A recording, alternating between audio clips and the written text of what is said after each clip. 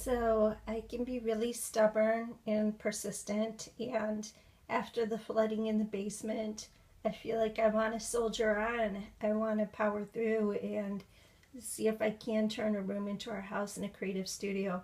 Mostly because I also really need one. All my creative work is just causing messes all over the house, and I want to contain that all in one space just for our sanity. So it's bigger than just wanting to have something to blog about. This is a true need in our house.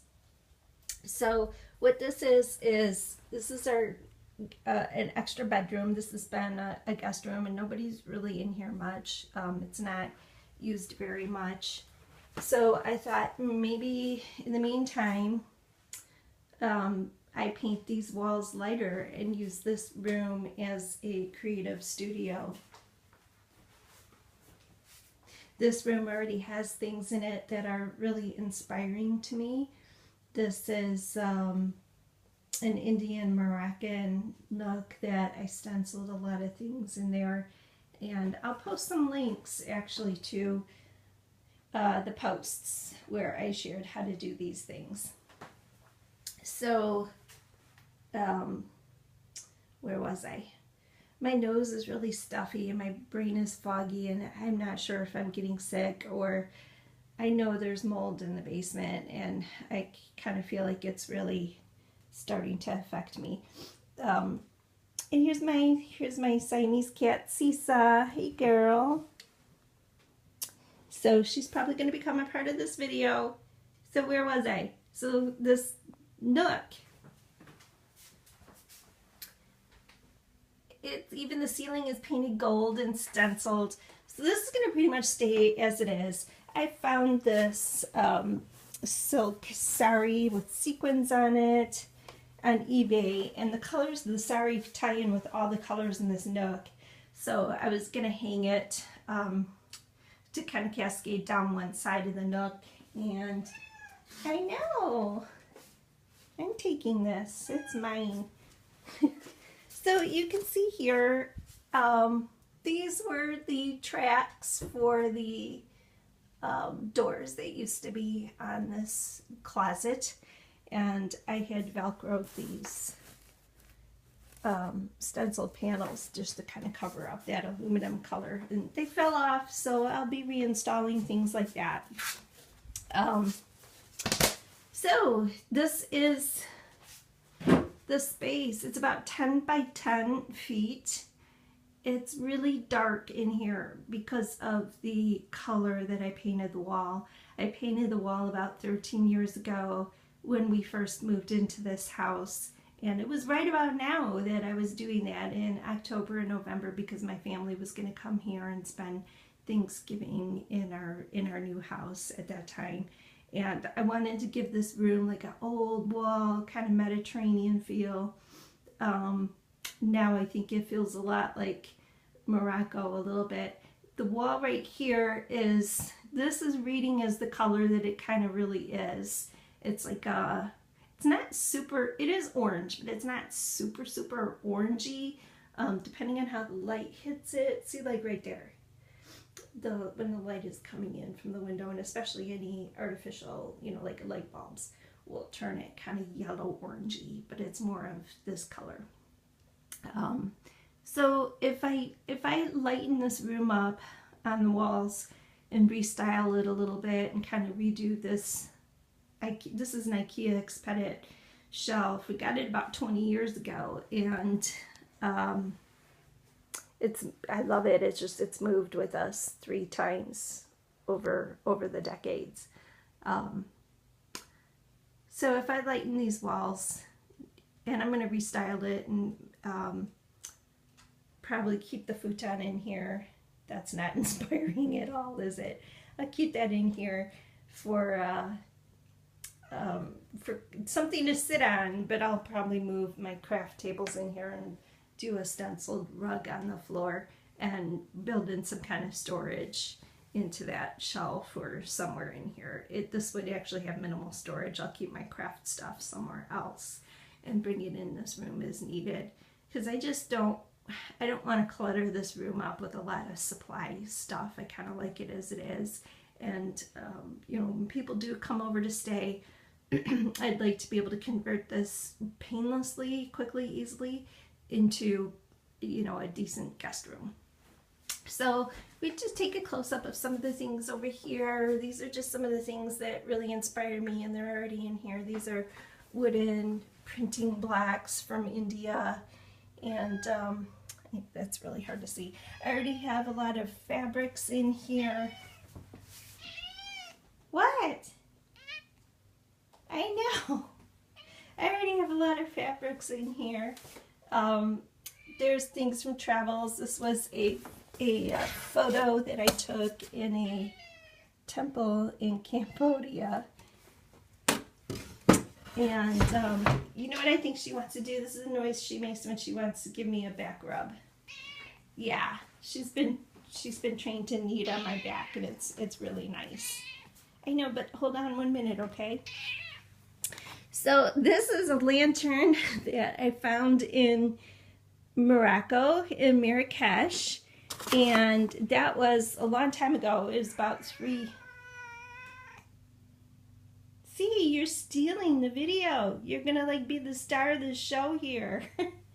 So, where was I? So I bought this in Marrakesh. It was about 3 years ago now. Long time ago. It's been sitting around for way too long. I tried to rewire it, and it's not easy to do because there's you know, there's just things like there's sharp pieces in here, and I don't want to wire while it's hanging or maybe swinging in the breeze to like cut the wire. And so anyway, long story short, it has not been easy to rewire this thing because we don't know what we're doing.